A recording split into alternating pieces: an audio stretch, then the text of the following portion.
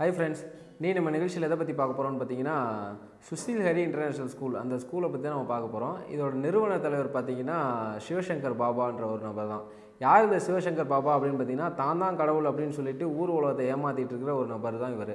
அதாவது இவரை பற்றியோ இவரை ஸ்கூலை பற்றியும் பேசணும்னா நம்ம மேலே வந்து வழக்குகள் வந்து பாயும் அப்படின்னு சொல்லிட்டு இவங்க பள்ளித்தரப்புலேருந்து நம்ம ஒரு எச்சரிக்கை வந்து கொடுத்துருக்காங்க. நம்ம வந்துட்டு தப்பாக எதுவும் பேச போகிறதில்ல, அவர் பண்ண லீலைகளை தான் நம்ம கண்டிப்பாக பேச போகிறோம். அதனால் தைரியமாக பேசலாம். அதாவது யார் இந்த சிவசங்கர் பாபா எங்கே பிறந்தாருன்னு பார்த்தீங்கன்னா தமிழகத்தில் திருப்பத்தூர்ன்ற இடத்துல ஆலங்காயம் அப்படின்ற ஒரு ஊரில் பிறந்ததாக சொல்கிறாங்க.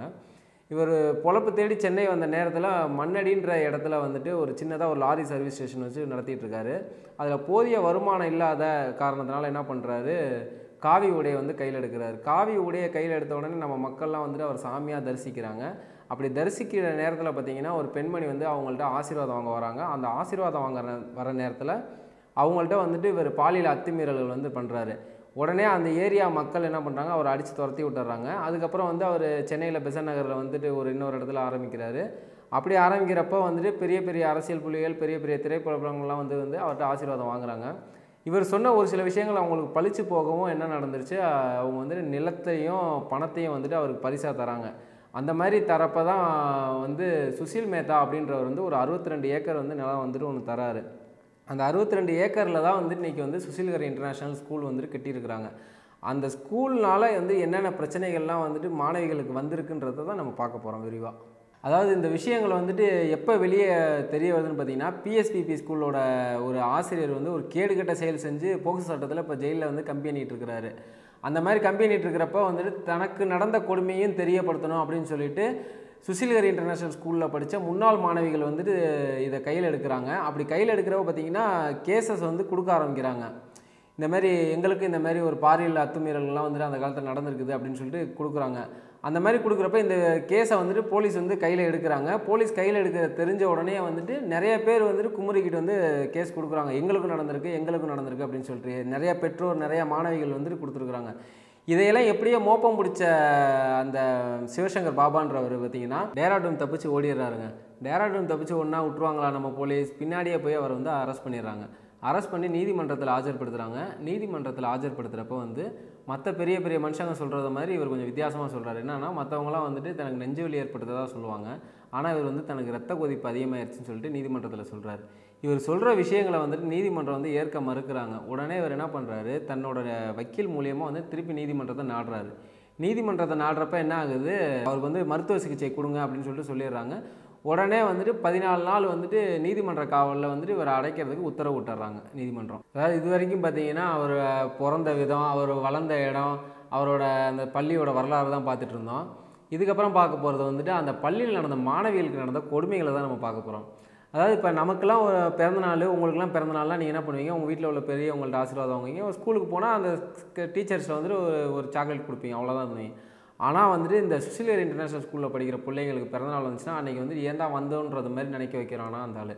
என்ன பண்ணுவாருன்னு பார்த்தீங்கன்னா, அதாவது பிறந்தநாள் அப்படின்னு சொல்லிட்டு சொல்கிற மாணவிகள்கிட்ட வந்துட்டு அதை ஆசிரியைக்கு என்ன சொல்லுவாங்கன்னா, போய்ட்டு பாபாட்ட ஆசீர்வாதம் வாங்கு, அப்போ தான் நீ மோசமாகும் உனக்கு பிறந்தநாள் அப்படின்னு சொல்லிட்டு சொல்லுவாங்களாம். அந்த மாதிரி ஆசீர்வாதம் வாங்க போகிற அந்த பெண் குழந்தைகள்ட்ட என்ன பண்ணுவானா அந்த ஆள் வந்து தன்னோட காம லீலைகள்லாம் வந்துட்டு எல்லா வேலையும் பண்ணிடுவானா. அதாவது இதெல்லாம் பார்க்குறப்ப என்ன தோணுதுன்னா, இந்த மாதிரி ஒரு கேடுகட்ட ஜென்மங்கள்லாம் வந்துட்டு எப்படி வந்துட்டு சமூகத்தில் இருந்து தப்பிச்சு இவ்வளோ நாள் வந்து வாழ்ந்துக்கிட்டு இருந்திருக்காங்கன்றதே எங்களுக்கு தெரியலைங்க. அதாவது இந்த ஆள் வந்து 2 டாக்டிக்ஸ் யூஸ் பண்ணிகிட்டு இருக்காரு. ஒன்று எப்படின்னா அக்கா தங்கச்சிங்களாக தேர்ந்தெடுத்துக்கிறாரு. அதில் வந்துட்டு அக்காவை வச்சு தங்கச்சியை வச்சு அக்காவையும் மிரட்டி சில வேலைகள்லாம் பண்ணிக்கிறாரு. பண்ணிவிட்டு எதுக்கு அப்படி பண்ணுறாருன்னு பார்த்தீங்கன்னா, இவங்க 2 பேருமே போய்ட்டு தன்னோட பெற்றவங்கள்ட்ட சொல்ல முடியாது. பெற்றவங்கள்ட்ட சொல்கிற அந்த மாதிரி ஒரு சூழ்நிலையை இவர் அங்கேயே தடுத்துடுறாரு. இன்னொரு விஷயம் என்ன பண்ணுறாருன்னு பார்த்தீங்கன்னா, இன்றைக்கி ஒரு பொம்பளை பிள்ளையை தேர்ந்தெடுப்பார். அந்த பிள்ளையை வந்துட்டு பக்கத்தில் உட்கார வச்சு பேசிக்கிட்டு இருப்பார். அந்த பிள்ளைகிட்ட ஒரு 2-3 நாள் பேசுவார். அப்புறம் இன்னொரு பொம்பளை பிள்ளையை தேர்ந்தெடுப்பார். அதுக்குள்ளே ஒரு 2-3 நாள் பேசுவார். 3ஆவதாக ஒரு பிள்ளையை தேர்ந்தெடுத்து அது கூட ஒரு 3 நாள் பேசுவார். அப்போ என்ன ஆகும்னு பார்த்தீங்கன்னா, அந்த சின்ன பிள்ளைங்க தானே, அந்த பொண்ணுக்கு என்ன ஆகும், ஏன் நம்மள்ட்ட பாப்பா பேச மாட்டேங்கிறாரு, அந்த பொண்ணை வந்து மடியில் வேற உட்கார வச்சுக்குவார். இதில் மடியில் உட்கார வச்சுருக்கிறாரு. அப்போ நம்ம ஏதோ தப்பு பண்ணுறோமோ, அப்போ நம்ம வந்து சரியில்லையோ அப்படின்னு சொல்லிட்டு அந்த பிள்ளைக்குள்ள ஒரு தாழ்வு மனப்பான்மையை உருவாக்குவார். இந்த மாதிரி உருவாக்கி அந்த பொண்ணுங்க வந்துட்டு ஏன் பாப்பா என்கிட்ட பேசலை அப்படின்ற ஒரு கொஸ்டின் வந்துட்டு பாபாட்ட கேட்குறப்ப என்ன ஆகும்னு பார்த்தீங்கன்னா, அவர் வந்து தன்னோட லீலைகளை வந்து அங்கே தான் ஸ்டார்ட் பண்ணுவார். அப்படி பண்ணுறப்ப அந்த பிள்ளைங்க மாட்டிக்கிறதுக்கான ஒரு வாய்ப்புகள் அதிகமாகவே அவரே உருவாக்கி விட்டுருவார். இதில் இன்னொரு ஒரு விஷயம் இருக்குது. அந்த சிவசங்கர் பாபான்ற அந்த கேடி பயலுக்கு வந்துட்டு அதே ஸ்கூலில் வந்துட்டு ஒரு ரகசிய அறை ஒன்று இருக்குதான். அந்த ரகசிய அறைக்கு வந்துட்டு யார் போகலான்னு பார்த்தீங்கன்னா, ஆம்பளை பசங்களாம் போக முடியாது. ஒன்லி பொம்பளை பசங்க மட்டும்தான் அங்கே போக முடியுமா. அப்படி போகிற பொம்பளை பிள்ளைங்களுக்கு வந்து பார்த்திங்கன்னா விலை உயர்ந்த வந்துட்டு சாக்லேட்ஸு, அவங்களுக்கு வந்து விலை உயர்ந்த ஒரு பரிசு பொருட்கள்லாம் வந்து அவர் தருவாராம். இதில் அடிஷ்னலாக வந்துட்டு அந்த இடத்துல வந்து மதுபானங்களும் வச்சுருப்பாராம். அதாவது அங்கே போகிற பிள்ளைங்களுக்கு வந்துட்டு இந்த மாதிரி ஒரு சாக்லேட்ஸு, ஒரு கிஃப்ட்ஸு இதெல்லாம் கொடுக்குறப்ப வந்துட்டு அவங்களுக்கு வந்துட்டு பாபா மேலே ஒரு கடவுள் வந்துட்டு நம்மளை ஆசீர்வதிச்சிட்டாரு அப்படின்றது மாதிரி ஒரு எண்ணங்களை வந்து உருவாக்கி விட்ருவார். இந்த மாதிரி உருவாக்கி தான் இந்த ஆள் வந்துட்டு இத்தனை வருஷம் வந்துட்டு லீலைகள்லாம் பண்ணிக்கிட்டு சுற்றிட்டு இருந்திருக்காரு. சப்போஸ் இந்த பாபா ரூமுக்கு போயிட்டு வர பிள்ளைங்களை வந்துட்டு ஏதோ ஒரு பசங்க பார்த்துட்டாங்க அப்படின்னா வந்துட்டு அந்த பசங்களை வந்துட்டு அன்னையிலேருந்தே வந்து டார்கெட் பண்ண ஆரம்பிச்சிருவாங்களாம். டார்கெட் பண்ணி அவங்கள அந்த பள்ளியிலேருந்து அதாவது ஒன்று அவனாக போகணும், அப்படி இல்லைன்னா இவங்களா போக வைக்கணும் அப்படின்ற ஒரு மெத்தடை வந்துட்டு இவங்களே உருவாக்கி விட்ருவாங்களாம். அவனாக போகலை அப்படின்னா, அதாவது அவனுக்கு ஒரு வாய்ப்பு இருக்குது. அவனாக போகலை அப்படின்னா வந்துட்டு ஒரு ஃபங்க்ஷன் அரேஞ்ச் பண்ணுவாங்களாம். அந்த ஃபங்க்ஷனில் வந்துட்டு அந்த பையனை வந்து மேடையிலே வச்சு இழிவுபடுத்தி பேசி அவனே நம்ம இனிமேல் இங்கே இருக்கக்கூடாதுரா அப்படின்றது மாதிரி ஒரு முடிவு பண்ணி அவனை வந்து கிளம்ப வச்சுருவாங்களாம். இந்த மாதிரி ஒரு சில விஷயங்கள்லாம் இது பண்ணிகிட்ருக்காங்க. இன்னொரு விஷயம் என்னென்னு பார்த்தீங்கன்னா, அங்கே இருக்க டிவோட்டிஸ் வந்துட்டு ஒரு கல்யாணம் ஆகுது, ஒரு பையனாக இருந்தானா அவனுக்கு கல்யாணம் ஆகுதுன்னா புது பெண்ணை வந்துட்டு ஆசீர்வாதம் வாங்குறதுக்காண்டி, அதாவது அவனுக்கு சீடராக இருக்கிறதுனால வந்துட்டு பாபா தான் எல்லாம் வந்து அவன் நம்பிட்டு இருப்பான்.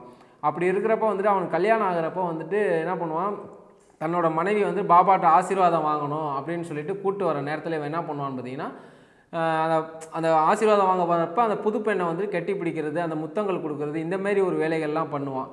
இந்த மாதிரி வேலைகளுக்கு வந்துட்டு அந்த நேரத்தில் வந்து அந்த புதுப்பெண் வந்துட்டு ஒத்து வரலை அப்படின்னா வந்துட்டு கொஞ்ச நாள் வெயிட் பண்ணுவான். வெயிட் பண்ணி என்ன பண்ணுவான்னு பார்த்தீங்கன்னா, அந்த பொண்ணு மாதமாகிட்டு திருப்பி வர நேரத்தில் வந்துட்டு கணவன் மனைவிக்கு இடையில் வந்துட்டு ஒரு பிரச்சனைகளை உருவாக்கி விட்ருவான்.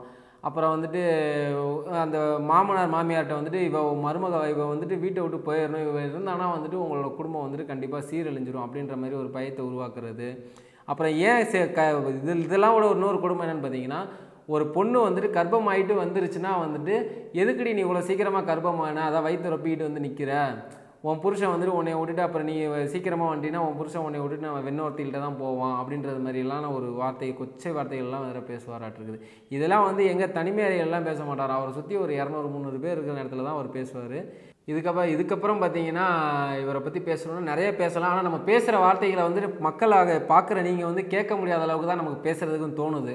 அதனால் வந்துட்டு காணொலி வாயிலாக வந்துட்டு எனக்கு பேசுகிறதுக்கு அதில் விருப்பம் இல்லை. இதோட வந்துட்டு இந்த ராமராஜ்யம் வந்து முடிவுக்கு வந்துருச்சு அப்படின்னு சொல்லிட்டு ஒரு நம்பிக்கை எங்களுக்கு இருக்குது. இந்த கேடுகட்ட பெயரோட ஒரு ராமராஜ்யம் முடிவுக்கு வந்துருச்சுன்னு ஒரு நம்பிக்கை எங்களுக்கு இருக்குது.